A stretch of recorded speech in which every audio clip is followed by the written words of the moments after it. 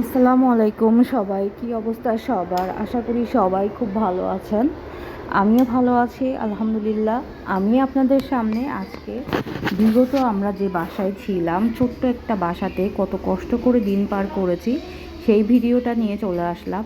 দেখতে পাচ্ছেন এখানে ছোট্ট একটা রুম অনেক অগোছালো অবস্থায় আছে, কারণ এই রুমে আমি কোনো কিছুই ঠিকঠাক মতো রাখতে পারতাম না, কত কিছুই আমার ঠিকঠাক মতো ধরতো না।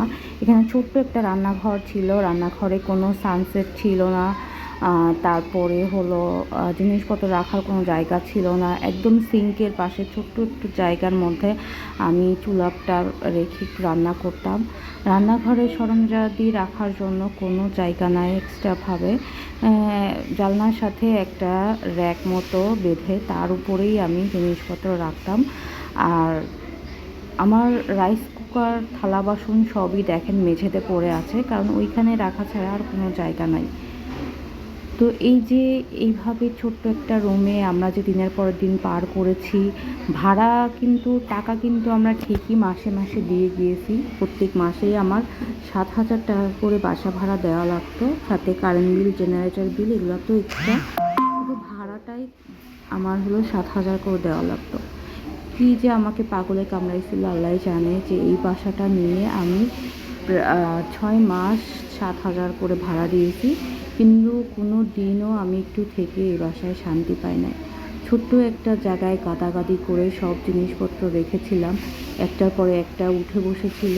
দেখেন কোনো জিনিসের কোনো ব্যালেন্স ছিল না, মানে একেবারে আমার জীবনটা অস্থির হয়ে গিয়েছিল। আমি আমাদের নতুন যে বাসাটায় আসছি এটার ভাড়াও 7,000 টাকা। দারোয়ান আর পানির বিল আলাদা আলাদা দিতে হয়, সেটা যার সমস্যা নাই, কিন্তু ভাড়াটা কিন্তু সেম, কিন্তু বাসাটা অনেক ভালো।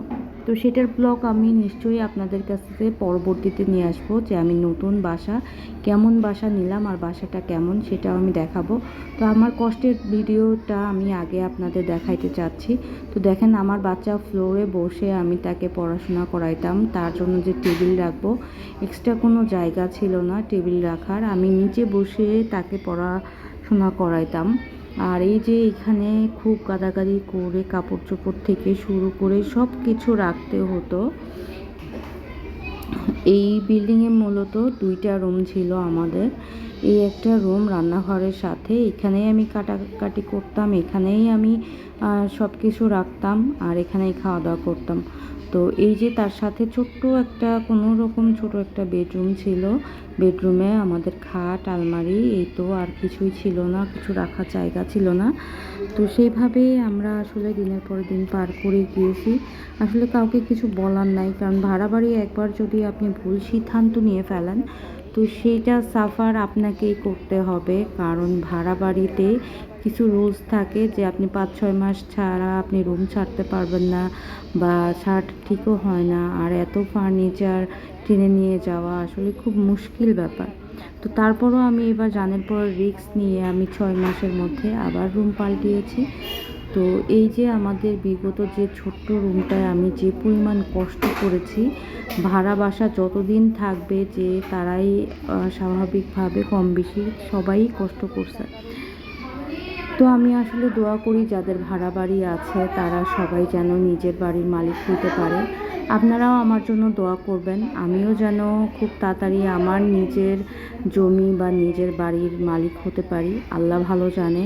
কথায় আছে, আল্লাহ যদি সহায় না হয় তাহলে কখনো পৃথিবীর বুকে 1 কাঠা জমি কেনা যায় না। তো সবাই আমার জন্য দোয়া করবেন।